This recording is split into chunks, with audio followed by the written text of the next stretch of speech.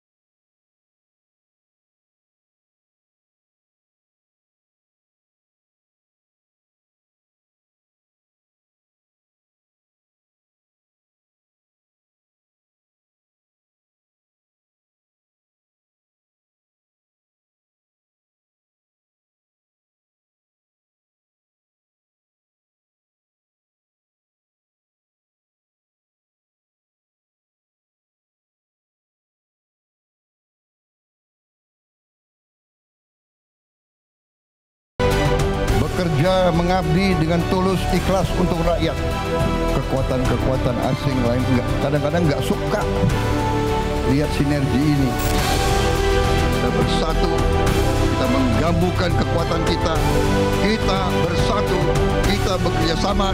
Kita akan buktikan itu. Pemimpin-pemimpin Indonesia mau dan bisa bekerja sama.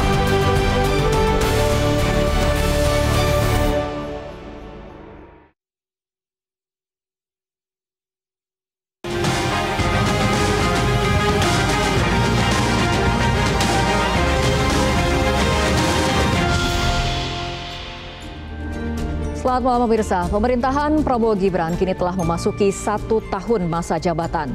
Pemerintah bergerak cepat menata fondasi menuju Indonesia Emas dengan berbagai program prioritas dan langkah percepatan di sektor strategis. Namun di balik itu masih muncul berbagai catatan terkait ruang demokrasi dan tata kelola kekuasaan di tengah koalisi besar. Di saat stabilitas menjadi modal utama pembangunan, bagaimana memastikan demokrasi tetap bernafas bebas dan kuasa dijalankan dengan adil? Bersama saya Fitri Megantara, top issue dengan tema 1 tahun Prabowo Gibran, dinamika politik menuju Indonesia Emas.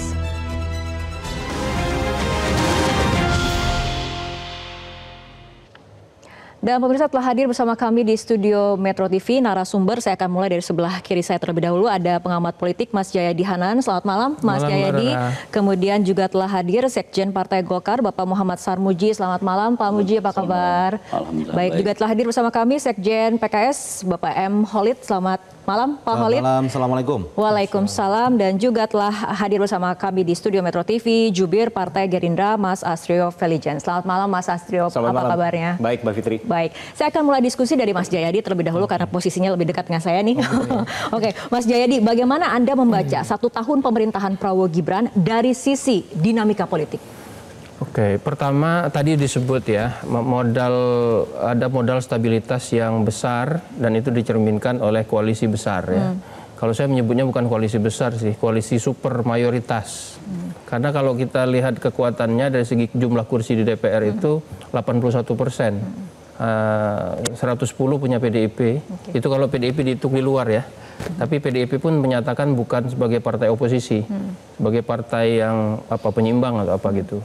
Jadi kalau kita bicara stabilitas politik, maka stabilitas politiknya terutama dalam pengertian hubungan antar elit politik itu memang setahun ini tampak sangat kuat ya, stabil gitu. Tidak ada perbedaan-perbedaan penting. Itu tadi karena mereka semua berada dalam satu koalisi yang sama. Tetapi stabilitas politik yang seperti itu sebetulnya itu hanya arti sempit. Stabilitas politik sebetulnya harus ditopang bukan hanya oleh kohesivitas antar elit yang berkuasa di pemerintahan, tapi juga dia harus memiliki stabilitas itu memberikan kemampuan untuk melakukan kontrol internal terhadap jalannya pemerintahan. Karena itu diperlukan suara-suara oposisi. Nah itu yang kurang selama satu tahun ini. Jadi ada stabilitas politik di tingkat elit, tetapi kontrol internal di tingkat elitnya menjadi berkurang. Maka kita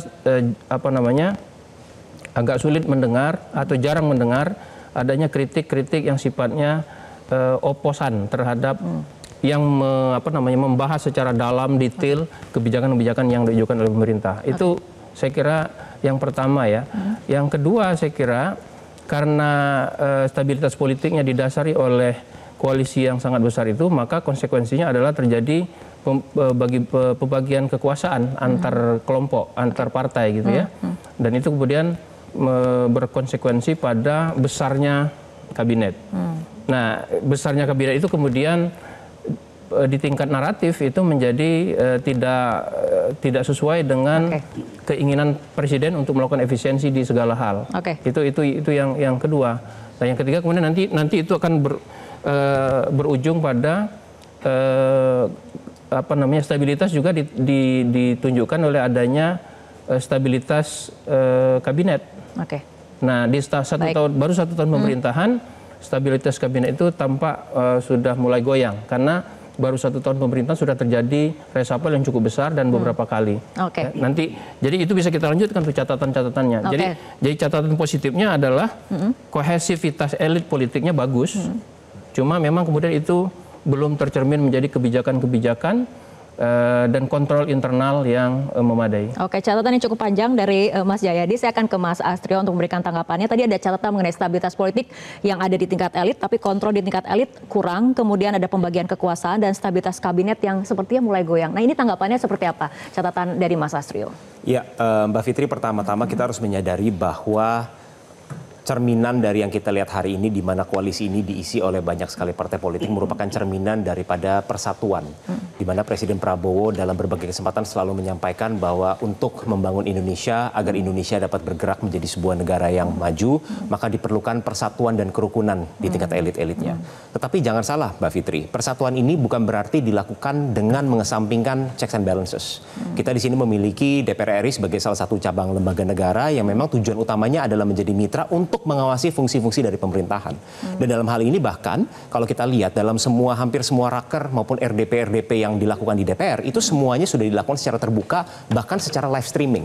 Dan ini masyarakat dapat menilai kader-kader bahkan dari Partai Gerindra sendiri pun itu justru yang seringkali berada di dalam garda terdepan. Walaupun komposisi parlemen tadi dikatakan oleh Mas Jayadi 80%. Ya, tapi tentu saja kalau bisa dilihat dari catatan rapat-rapat kerja katakanlah, banyak sekali kader-kader Partai Gerindra yang berada di garda terdepan untuk melakukan kritik-kritik konstruktif, memberikan masukan-masukan kepada pemerintah, manakala program-program itu belum dijalankan secara optimal atau program-program tersebut kurang dirasakan manfaatnya oleh pada masyarakat. Jadi ini merupakan sistem daripada tatanan negara kita yang harus kita jaga.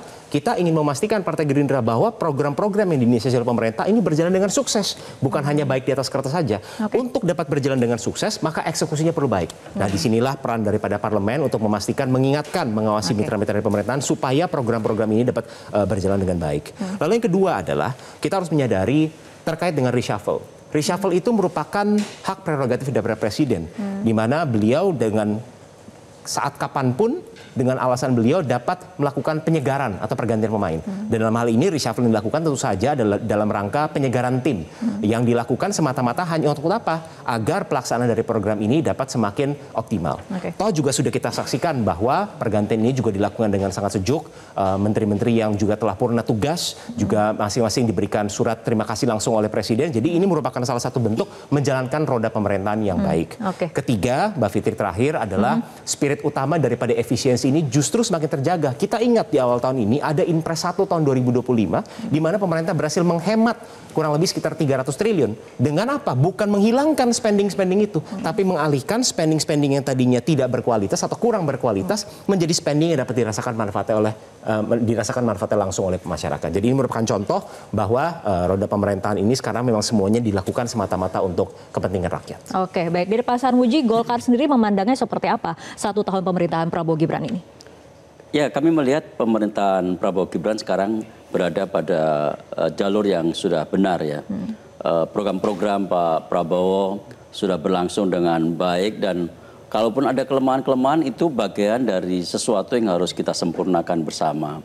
Tadi disampaikan check and balances di parlemen juga sudah berjalan dengan cukup baik. Bahkan saya sebagai ketua fraksi merasakan tidak ada hambatan kita untuk mengkritik menteri atau pemerintah sekalipun dalam pengambilan kebijakan dengan motif untuk melakukan penyempurnaan. Salah satu contoh lah, program yang sangat diandalkan oleh Pak Presiden, misalkan program makan bergizi gratis. Suara-suara yang menyampaikan opsi kebijakan untuk bisa dipikirkan, dicerna ulang, itu juga ada di parlemen. Misalkan salah satu contoh anggota fraksi Golkar menawarkan dengan banyaknya persoalan MBG, ada yang menyatakan coba kalau lewat komite sekolah bisa nggak gitu. Itu kan tidak terhalangi, disampaikan juga tidak terhalangi. Cuman memang apakah itu ditindaklanjuti tentu butuh kajian yang lebih mendalam karena setiap kebijakan pasti ada plus dan minusnya. Setiap kebijakan pasti ada konsekuensi logis selanjutnya dan itu semua harus kita timbang sama-sama. Dari Pak Holid, catatan PKS seperti apa? Menurut kami ini langkah yang dimiliki oleh Presiden Prabowo ini sudah sangat baik. Karena apa? Dalam 1 tahun pemerintahannya, beliau sudah bisa, pertama tadi disampaikan oleh Pak Jayadi, konsolidasi politik. Tentu Mas Jayadi pasti ingat dulu bagaimana Presiden sebelumnya, biasanya di tahun 1 hingga 2 tahun pertama, itu proses konsolidasi politik itu tidak mudah dilakukan. Tidak mudah dilakukan. Dan saat ini stabilitas dan konsolidasi politik itu dilakukan dengan baik. Itu yang pertama. Itu modal yang sangat besar. Sehingga pemerintahan bisa menjalankan program-program unggulannya dengan lebih baik. Tanpa harus ada kegaduhan di politik. Yang kedua, yang perlu menjadi catatan kita saat ini adalah bagaimana kebijakan publik, program unggulan dari Presiden Prabowo itu didesain dan diimplementasikan dengan baik. Masalah governance, tata kelolanya, masalah eksekusinya, masalah bagaimana di lapangan. Jadi disampaikan masalah MBG. Tentu kita semua concern dan itu dibuka di DPR RI bagaimana memperbaiki tata kelola program yang menjadi unggulan dari pemerintah. Dan ini sama-sama spiritnya adalah kita ingin memperbaiki bersama. Kami pun misal di PKS, dulu ya ada kebijakan PPN 12%. Kami kritik cukup keras waktu itu. Karena kalau dinaikkan PPN 12%, maka daya belinya akan terpukul. Saya salah satu di Komisi 11 cukup bersuara, cukup kritis saat itu. Dan itu diskusi terjadi dengan sangat baik. Sehingga kita bukan hanya sekedar oposisi politik atau apa tidak, tapi di sini adalah bagaimana kita bersama pemerintah, bersama dengan Presiden Prabowo Subianto menghasilkan policy yang lebih tajam, lebih presisi dan diterima oleh masyarakat luas. Itu yang paling penting. Tadi Pak Holid berbicara juga mengenai stabilitas politik. Saya akan ke Mas Astrio lagi. Ini mengenai stabilitas politik. Sebagian pihak menilai langkah Presiden Prabowo memperkuat ataupun membuat koalisi besar adalah strategi untuk menciptakan stabilitas politik nasional. Tapi ada juga kemudian yang menganggap ini adalah cara mengunci kekuatan politik. Saya rasa tidak demikian, Mbak Fitri. Kenapa? Pertama, kita harus menyadari realita politik di Indonesia. Kita merupakan sebuah negara demokrasi dengan multipartai. Itulah sistem demokrasi yang kita anut, yang kita pilih dan kita tempuh dan dijalani. Nah, maka daripada itu kita harus memastikan bahwa kekuatan-kekuatan politik ini terkonsolidasi dengan baik. Tujuannya agar apa? Agar semuanya dapat secara bersama-sama, secara bahu-membahu, bekerja keras agar menyukseskan program-program yang telah dicetuskan oleh pemerintahan yang dipimpin oleh Presiden Prabowo. Tetapi Mbak Fitri, saya ingin menggarisbawahi pernyataan dari Presiden yang bukan hanya sekali dua kali disampaikan oleh beliau, tapi berkali-kali disampaikan, yaitu bahwa apa? Kita tidak boleh abai. Kita tidak boleh menutup mata terhadap kekurangan-kekurangan yang sampai hari ini memang masih ada. Yang dimana belum semua masyarakat menikmati manfaat-manfaat daripada program-program yang dijalankan, belum sepenuhnya bahkan menikmati hasil-hasil daripada kemerdekaan. Nah, tujuan daripada program-program yang dicetuskan, program makan bergizi gratis, program koperasi desa merah putih, sekolah rakyat. Ini semua dibangun untuk apa, Mbak Fitri? Yaitu agar bagaimana caranya kita dapat menciptakan kesejahteraan sosial untuk seluruh rakyat Indonesia. Membangun ekonomi-ekonomi bukan ini dari top down, tapi membangun ekonomi bottom up. Dari daerah dibangun ekonominya agar bukan hanya pertumbuhan ekonomi yang kita dapat, tapi kita juga dapat pemerataan ekonomi. Kita berinvestasi pada investasi yang paling penting, yaitu adalah sumber daya manusia kita. Kita berinvestasi kepada anak-anak kita melalui program makan bergizi gratis, yang memang hasilnya tidak bisa kita lihat besok, tapi hasilnya baru akan terlihat mungkin 5, 10, sampai 15 tahun lagi ketika anak-anak tersebut tumbuh besar dan masuk ke dalam tenaga kerja, dunia kerja. Oke, saya akan tunggu tanggapan dari Mas Jayadi, tapi kita harus ikuti jeda berikut, dan di segmen berikutnya kita juga akan membahas mengenai penegakan hukum. Pemirsa, tetaplah bersama kami.